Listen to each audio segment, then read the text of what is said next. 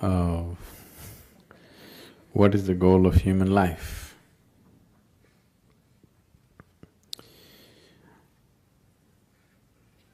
What is the purpose of human life? Or in other words, why life? That's a question. When it comes to life and existence, you never ask why. When it comes to fundamental existence, you never ask why. Because if you ask why, then I have to tell you a story. When I say a story, even if it's a real story, a real story,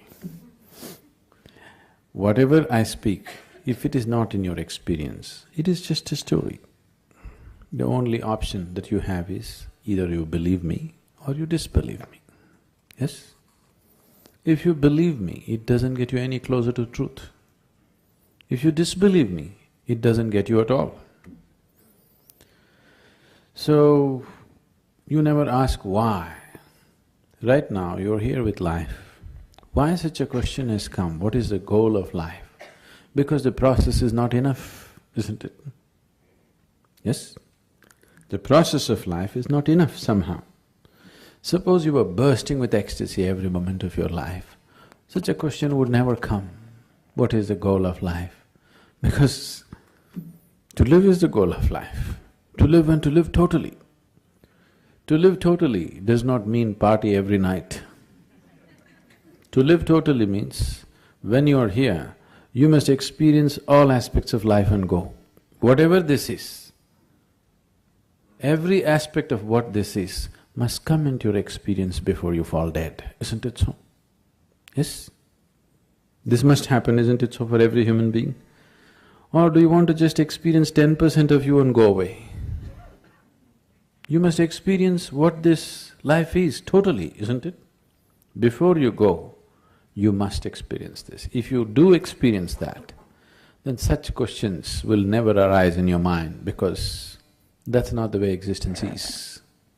Logically, your question is very correct. Okay, I'm living here, what is the goal of my life? If I tell you the goal of your life is you must attain to God, so we're making lots of assumptions, isn't it?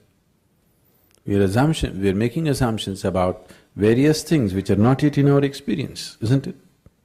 The moment you make assumptions about things which are not in your experience, you will become hallucinatory.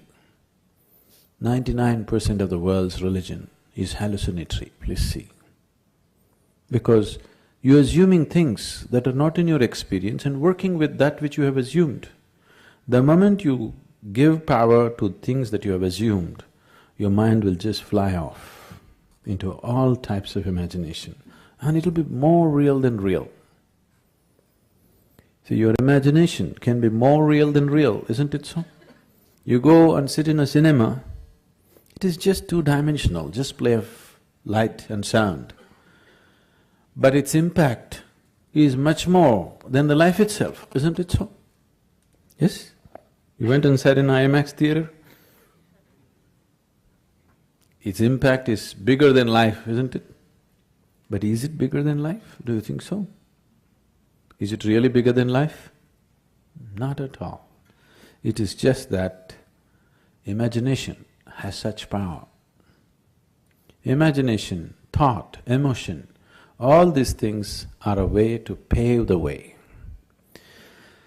Now I have a thought, I want to go to New York.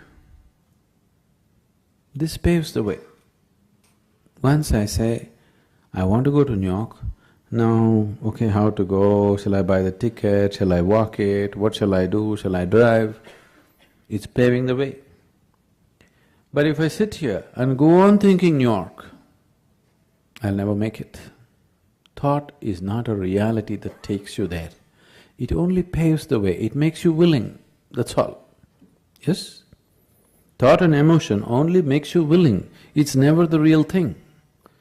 But once you start giving too much significance to your thought and emotion, it starts seeming like as if it's the real thing.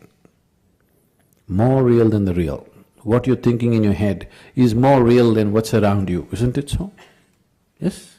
That's the whole problem with life right now, that your thought and emotion has become a bigger reality than reality itself.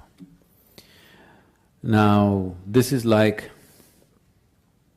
if you go probably in the countryside, there'll be, what do you call them? We call them handpost. What do you call them here? A handpost? What do you call it? Something, a marker? A signpost, okay? So, these are called handposts usually because they used to be made like hands at one time, like this it used to be. Have you seen them? Like this, it says this way to New York. So, you go and sit on this and you think you're in New York. That's not New York, isn't it? So, thought is only a signpost. It points you in the direction you want to go, but it never takes you there, it cannot take you there. But people who think it is taking them there have become hallucinatory in such a way that even reality cannot get them out. Even if you poke them with a knife, they will not know, they're somewhere else. Their thought and emotion is far more important than that. This is a scourge which has taken humanity such a big way, such a big way. And of all the type of thoughts and emotions that we generate, the religious thought and religious emotion or spiritual thought and spiritual emotion are most dangerous because they're powerful, empowered by the otherworldly. Because of that kind of power, it just rules people. It just rules people so deeply.